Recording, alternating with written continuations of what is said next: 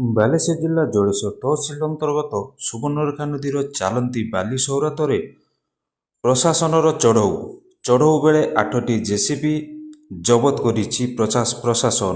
ସରକାରୀ ନିୟମକୁ ଫୁ କରି ବାଲି ଉତ୍ତୋଳନ କରୁଥିଲେ ବାଲି ମାଫିଆ। ବାରମ୍ବାର ତାଗିଦ ପରେ ବି କୌଣସି ନିୟମ ମାନିବାକୁ ନାରାଜ ଥିଲେ ନିଲାମଧାରୀ। ସୂଚନା ମୁତାବକ ବାଲେଶ୍ୱର ଜିଲ୍ଲା ଜଳେଶ୍ୱର ତହସିଲ ଅନ୍ତର୍ଗତ ସୁବର୍ଣ୍ଣରେଖା ନଦୀର ଧିତିପୁରା ବାଲି ସୌରାତକୁ ସରକାରୀ ଭାବେ ନିଲାମ ଦିଆଯାଇଥିଲା। ହେଲେ ବାଲି ମାଫିଆମାନେ ଚଞ୍ଚକତା କରି ଜଳେଶ୍ୱର ତହସିଲ ଅନ୍ତର୍ଗତ ଚାରନ୍ତି ଦେଇ ରାସ୍ତା କରି ହାୱାରେ ବାଲି ଲୋଡ୍ କରି ବିକ୍ରି କରୁଥିଲେ। ଅଭିଯୋଗ ପରେ ବାଲେଶ୍ୱର ଜିଲ୍ଲାପାଳଙ୍କ ନିର୍ଦ୍ଦେଶ କ୍ରମେ ଜଳେଶ୍ୱର ତହସିଲଦାର ସତ୍ୟଜିତ ମହାନ୍ତି ଏବଂ ଜଳେଶ୍ୱର ପୋଲିସର ଏକ ସ୍ୱତନ୍ତ୍ର ଟିମ୍ ଏହି ବେଆଇନ ସୌରାତରେ ଚଢ଼ଉ କରିଥିଲେ।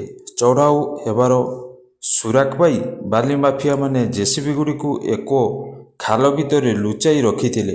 ମାତ୍ର ତହସିଲଦାର ସେଠାରେ ଚଢ଼ଉ କରି 8ଟି ଜେସିବି ଜବତ କରିଛନ୍ତି। ଜେସିବିର ସମସ୍ତ ଅପରେଟର ଚମ୍ପଟ ମାରିଥିଲେ।